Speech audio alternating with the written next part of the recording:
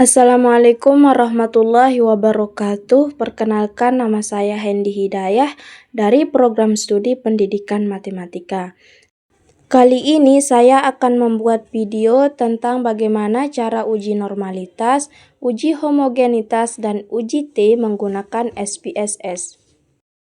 Nah, di sini saya sudah mempunyai data, yaitu data antara nilai matematika siswa dengan kelas kontrol dan kelas eksperimen. Ada pretest dan posttestnya juga dengan jumlah data yaitu sebanyak 34 siswa. Langsung saja kita ke SPSS-nya. Di sini pada bagian variabel piu kita ketikkan di sini hasil, kemudian di bawahnya kita masukkan kelas, dan pada bagian desimalnya kita ubah menjadi 0. Kemudian pada bagian labelnya juga kita ketikkan yang sama, yaitu hasil dan kelas. Kemudian pada bagian value di bagian kelas itu kita beri kode angka 1 dengan pretest kelas kontrol.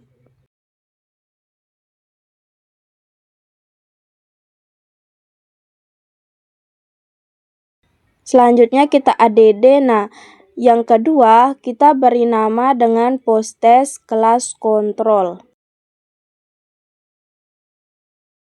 Nah, yang selanjutnya yang ketiga kita beri nama pretest kelas eksperimen.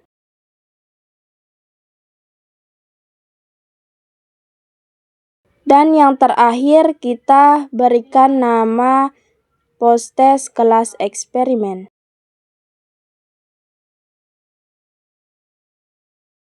Nah, setelah semuanya ditambahkan, lalu klik OK dan kembali ke data view. Selanjutnya, kita copy bagian data yang sudah ada di bagian pretest dan posttest. Kita mulai dari kelas kontrol. Kita kasih kode dengan angka 1. Begitupun seterusnya. Kemudian pada bagian posttest kelas kontrol, kita copy, kita kasih kode dengan angka 2.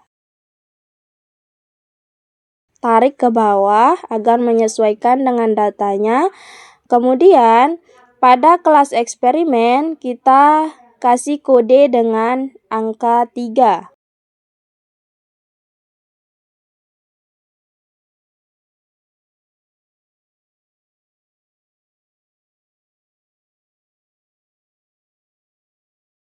Selanjutnya, yang terakhir yaitu data pada kelas eksperimen posttest. Kita copy, lalu kita berikan kode angka 4.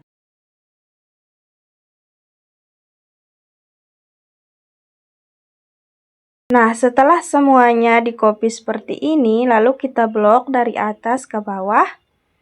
Kita copy lagi dan kita paste di bagian data view. Selanjutnya, untuk mencari nilai normalitas, kita pilih Analyze, kita pilih Descriptive Statistic, lalu kita klik Explore. Nah, di bagian ini hasil kita masukkan di dependent list, sedangkan kelas kita masukkan di factor list. Pada menu plots-nya kita klik. Jangan lupa klik bagian Normality Plots with Test. Kemudian kita klik Continue dan klik OK.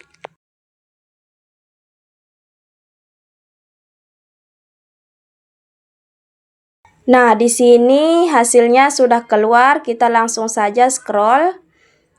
Di sini terdapat 3 tabel. Yang pertama itu tabel Cash Processing Summary. Ada juga tabel deskriptifnya seperti mean, median, varian, dan lain-lain. Sedangkan hasil normalitasnya kita lihat di test of normality. Kita lihat semua data pretest, posttest baik dari kelas eksperimen dan kelas kontrol, nilai sig-nya lebih besar daripada 0,05. Dapat disimpulkan bahwa data tersebut bersifat normal. Jika hasil nilai sigma lebih kecil daripada 0,05, dapat disimpulkan bahwa data tersebut tidak normal. Nah, di sini kita menggunakan tes normality Shapiro-Wilk karena data kita yaitu kurang dari 100. Karena nilai sigma semuanya lebih daripada 0,05, maka dapat disimpulkan bahwa data tersebut bersifat normal. Selanjutnya, kita masuk ke uji homogenitas dengan menggunakan data yang sama, yaitu data pretest dan posttest antara kelas eksperimen dan kelas kontrol dengan jumlah datanya sebanyak 34.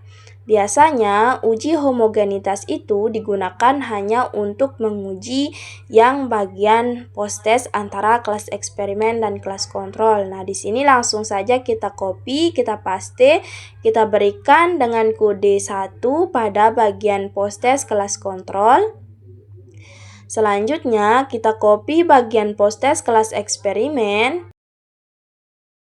dan kita paste dan berikan kode dengan nomor 2. Tarik sampai ke bawah. Selanjutnya setelah seperti ini, kita blok semuanya dan copy dari atas sampai ke bawah. Kemudian kita masuk ke statistik, bagian data view kita paste di sini. Nah, seperti ini. Kemudian kita masuk ke variabel view. Nah, di sini kita kasih nama dengan nilai. Kemudian bagian selanjutnya kita beri nama dengan bagian kelas. Nah, pada bagian desimalnya semua kita ubah menjadi angka 0. Pada bagian labelnya juga kita berikan nama yang sama, yaitu nilai dan kelas. Kemudian pada bagian value-nya kita beri kode angka 1. Kita beri nama dengan posttest kelas kontrol sesuai dengan yang sudah kita copy tadi. Selanjutnya, kita tambahkan dan beri angka 2, kemudian beri nama dengan posttest kelas eksperimen. Kemudian, setelah itu kita tambahkan kembali lalu klik OK. Nah, kita kembali ke data view. Untuk mencari homogen, kita klik Analyze, pilih Descriptive Statistic, lalu klik Explore. Nah, di sini nilainya kita masukkan di dependent list dan kelasnya kita masukkan di factor list. Pada menu plots-nya, kita klik, lalu kita pilih bagian power estimation-nya. Nah, di sini kemudian kita klik Continue, lalu kita klik OK. Nah, di sini kita sedang menunggu hasilnya. Nah, di sini hasilnya sudah keluar, langsung saja kita scroll. Di sini ada 3 tabel juga. Nah, perlu diketahui untuk melihat nilai itu apakah dia homogen atau tidak, kita lihat dari nilai sigma. Di sini nilai sigma itu lebih besar daripada 0,05, maka dapat disimpulkan bahwa data tersebut bersifat homogen. Jika nilai sigma kurang dari 0,05, maka dapat disimpulkan bahwa data tersebut tidak homogen. Karena nilai sig dari keduanya lebih daripada 0,05, maka dapat dikatakan nilai tersebut bersifat homogen. Nah, di sini kita akan melakukan uji T-independent t-test. Kita menggunakan data yang sama, yaitu kelas eksperimen dan kelas kontrol, nilai matematika siswa pretest dan posttest sebanyak 34 nilai siswa.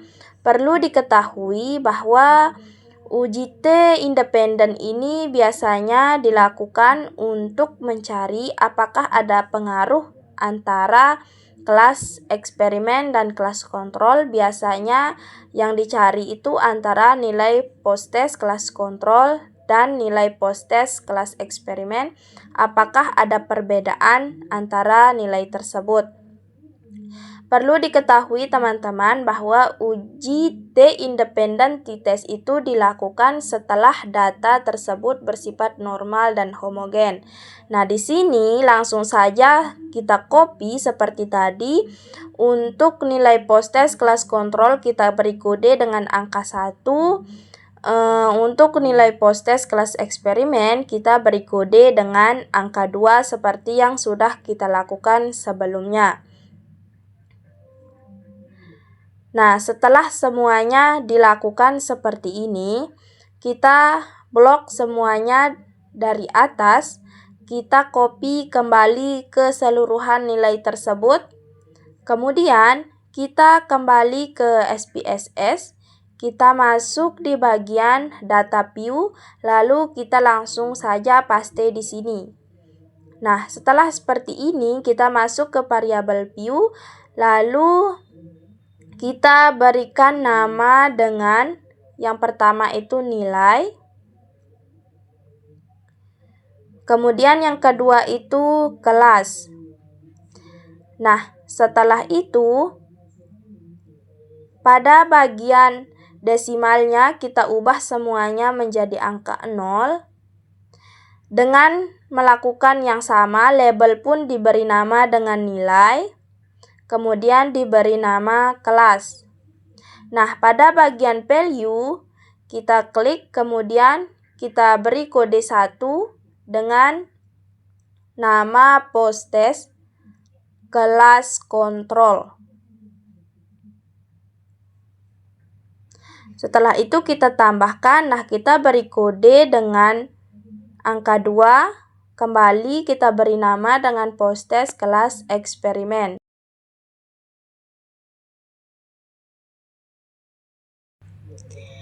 Nah, setelah ditambahkan keduanya, kita klik OK. Nah, kita kembali ke data view untuk mencari nilai uji T independen, yaitu kita klik Analyze.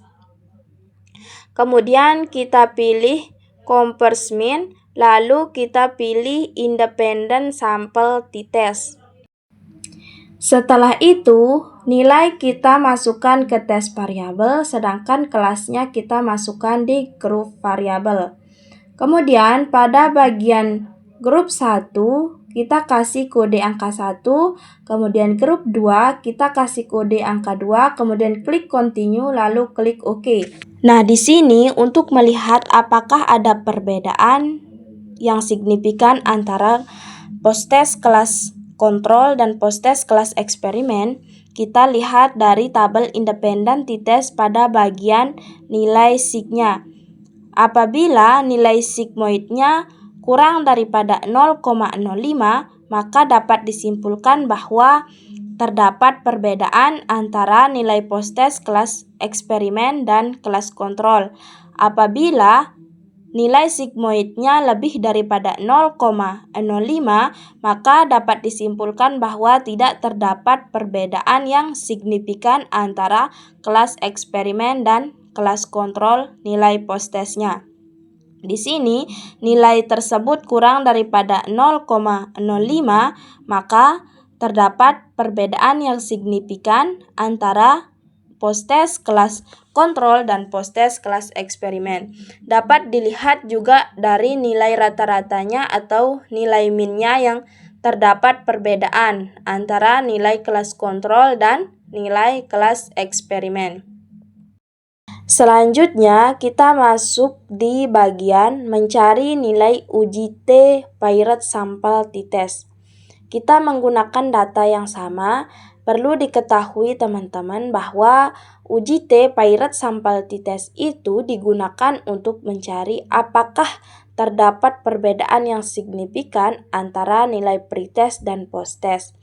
Nah, biasanya diuji pada kelas eksperimen. Nah, langsung saja kita copy pada bagian pretest kelas eksperimen, kita paste, lalu kita berikan kode angka 1 seperti yang sudah kita lakukan sebelumnya. Tarik seperti ini ke bawah. Kemudian kita copy pada bagian post-test kelas eksperimen, lalu kita paste kembali. Lalu kita berikan kode angka 2. Seperti ini, lalu tarik ke bawah seperti sebelumnya. Kemudian, setelah seperti ini, kita blok semuanya dari atas. Kita copy untuk dibawa ke SPSS. Langsung saja kita buka SPSS-nya, kita klik data view, kemudian kita paste di bagian data view ini. Setelah seperti ini, kita klik variabel view. Bagian desimalnya kita ubah menjadi angka 0. Kemudian bagian namanya kita beri nama pretest. Kemudian kita beri nama yang kedua posttest.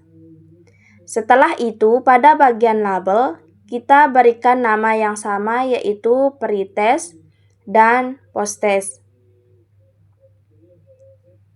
Kemudian, pada data view-nya, kita langsung saja klik Analyze, klik Comparison, lalu kita pilih Pirate Sample T-Test. Nah, pada bagian pretest kita masukkan di variabel 1.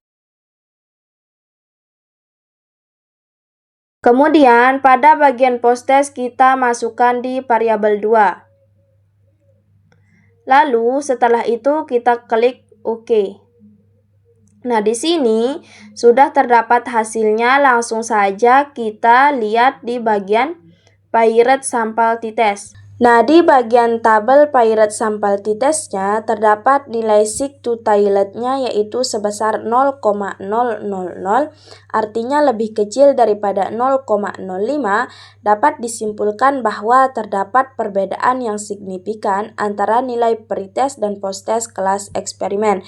Jika nilai seek to toilet-nya lebih daripada 0,05, maka tidak terdapat perbedaan yang signifikan. Dengan demikian dapat dilihat bahwa nilainya lebih kecil daripada 0,05 dan dapat diartikan bahwa nilai tersebut terdapat perbedaan yang signifikan antara nilai pretest dan posttest kelas eksperimen. Nah, demikianlah cara kita mencari uji T Pirate Sample T-Test. Setelah melakukan uji normalitas, uji homogenitas, dan uji T, semoga ilmu yang dapat diberikan ini bermanfaat. Sekian, wassalamualaikum warahmatullahi wabarakatuh.